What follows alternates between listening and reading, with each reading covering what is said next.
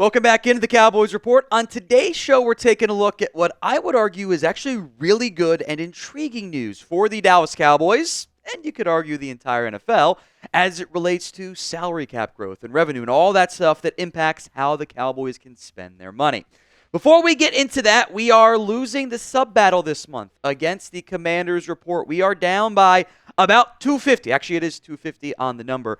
Let's change that. We can catch them.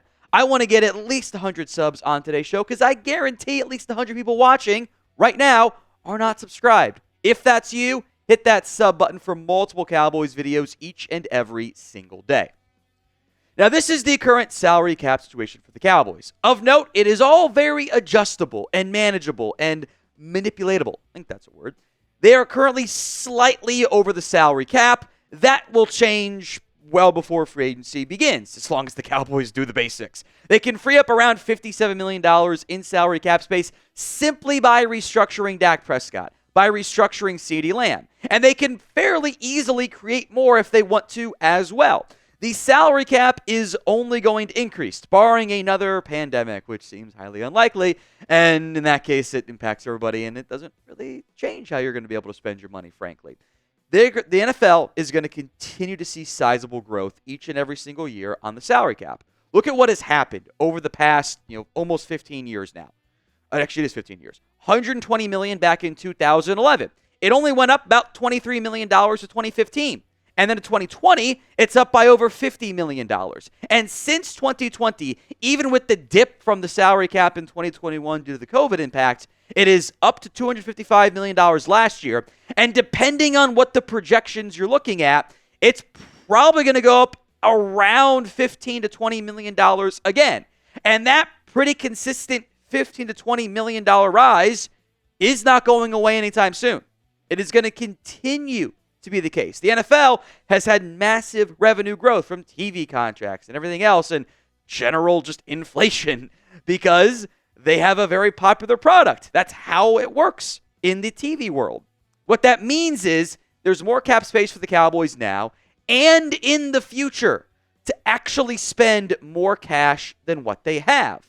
And the latest updates that have come in, shout out to Brett Coleman, we'll break down his really good note, are massive. And it means the Cowboys can be far more aggressive than the way they have spent in the past. Now, all of this potential good news requires the Cowboys to be a bit more aggressive in their spending with their own players and in free agency. Do you think that actually happens? If the Cowboys don't change their ways, you could argue this news actually goes from good to bad news. Will they actually spend just even a little bit more? It's the pinned comment on today's show. Y for yes or N for no. Here's the notes from Brett Coleman. It's really good insight, and he does a lot of great work on his YouTube channel too, by the way. The salary cap is going to explode again, and it's all because of the change in how the Nielsen measures ratings. Starting this year, they are leaning directly into using data from smart TV manufacturers to measure viewing habits in addition to the traditional at-home panel method. This means NFL ratings, in particular from Sunday Ticket on YouTube, are going to be measured more accurately. And that number is going to be way bigger than you think because of just how many Gen Z and millennials like me consume football on streaming services.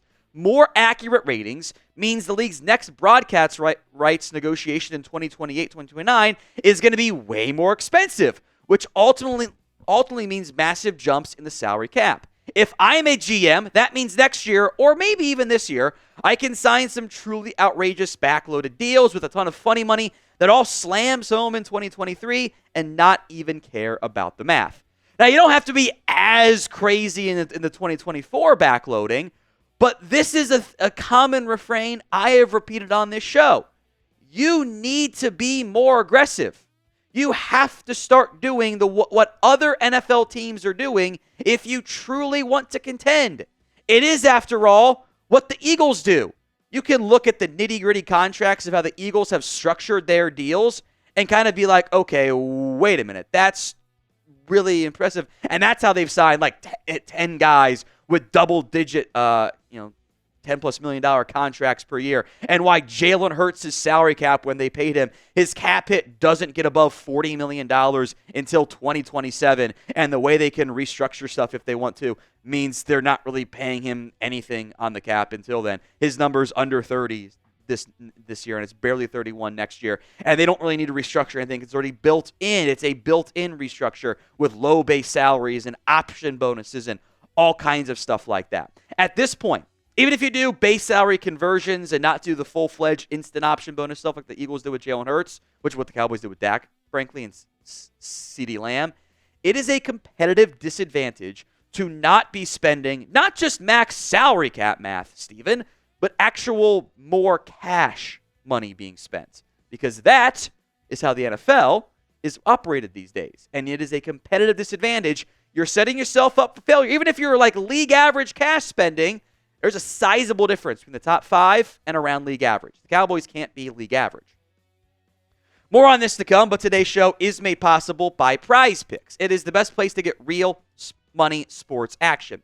With over 10 million members and billions of dollars in awarded winnings, Prize Picks has made daily fantasy sports accessible to all. You pick more or less on at least 2 players for a shot to win up to 1,000 times your cash. Run your game all season long on Prize Picks.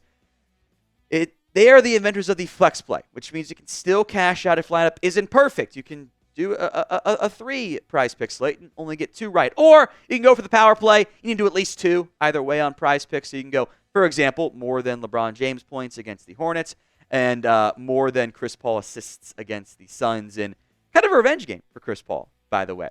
Available in over 30 states, including California, Texas, Georgia, and Florida.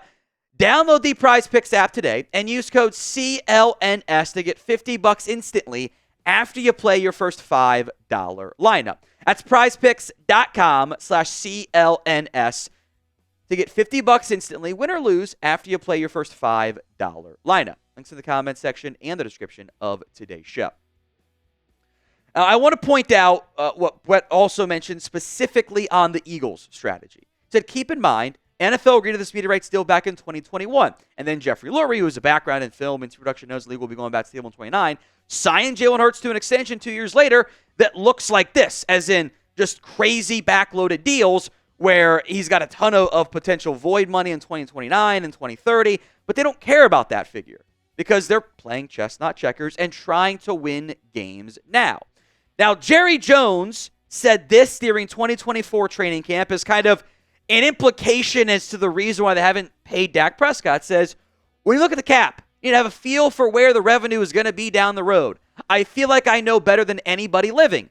I've got a feel for what the revenue is going to be from 4 or 5 or 6 years from now than anybody living. If you don't understand what the revenue is going to be, then you can look ahead and see where the cap is going to be. Now, Jerry Jones has made similar comments in recent memory. He'll go at, hinting at a concern about future revenue or cap growth, and he made a comment about the Sunday Ticket lawsuit, which we broke down for you on the channel last year. That ended up the NFL won and was a huge boon for them. And frankly, look, Jerry Jones has yet to be proven right post-COVID. That it's been anything but significant salary cap growth. And especially short-term, that's all I care about if I want to win. Jerry made the comment this year that he thinks the Cowboys need to be better with the salary cap. This is your chance. Now, maybe the Jones boys and I disagree on what better means with the cap. I don't think that the current salary cap guy is good enough at it. It's Stephen Jones' buddy. You can find his LinkedIn profile, and it's like he just became the cap guy. And Stephen was the big cap guy. Go hire someone to do it properly. Go spend some money and hire a true salary cap expert to manage your money and be aggressive the way the Eagles have been. Because there is a sizable difference in terms of the way the Cowboys run their structure or their organization and the Eagles run their structure at the top. And it's led to the results on the field that are a big difference. Now, overall, I think there'll be low answers here. You can type in 0 if you want to. What is your confidence level in the Jones boys? Scale it for me from 1 to 10 in the comment section of today's show. The Dallas Cowboys are paying Dak Prescott and CeeDee Lamb to be Micah Parsons' massive contract extensions. And that does make it more complicated, more challenging to manage a salary cap. There's more money involved. It's just how it works. The Eagles have shown repeatedly how doable it actually is to pay a big-time quarterback contract, a massive one, and a receiver, and another receiver, and offensive lineman, and a running back, and defensive players. It's all very manageable. The Cowboys would fall apart if they paid an edge rusher massive money and then didn't play him in the playoffs like the Eagles did. Wasn't even an issue for Philadelphia at all. To be quite honest, I don't care about the 2029 salary cap outlook. I don't. I don't think it matters. I want this team to live on the edges, live on the opposites of you are either ultra aggressive to win now, you are actually all in, Jerry, and you spend your cash. Or you're not, and you're bad and you bottom out. I don't want to be an 8-win team. I don't even want to aim for a 10-win season every year. The Cowboys are good. They are very good at getting to 10 wins and building a team that hangs around the rim. That's not my goal. That's not what I care about. I don't think it's what anyone watching cares about. They are not good at getting beyond that. It's been nearly 30 years of, they're not actually in purgatory. They're not actually a bad team outside of the post-Aikman, pre-Romo era. They've been a playoff team. But I need more than that. Dak Prescott is a very good QB. I have a tough time really thinking that Jalen Hurts is somehow so far and away better than what Dak Prescott is. I don't believe Dak is in the Mahomes, Allen, Lamar, Burrow, whatever tier you want to put him in there. There's a pretty big gap after the top 4 guys, and there's 10 quarterbacks somewhere in that range that kind of fit all in a pretty similar category, including the Lions and Niners and Eagles guys, a lot of the NFC QBs. So what do you need to do? You don't have that superstar, freaky, top-level, rare quarterback, Mahomes, Allen, whatever. You got to do what the Eagles did. Teams like the Bills are doing anyway. You got to spend more money. Otherwise, you're just setting yourself up for failure because you get to playoff times and guess what?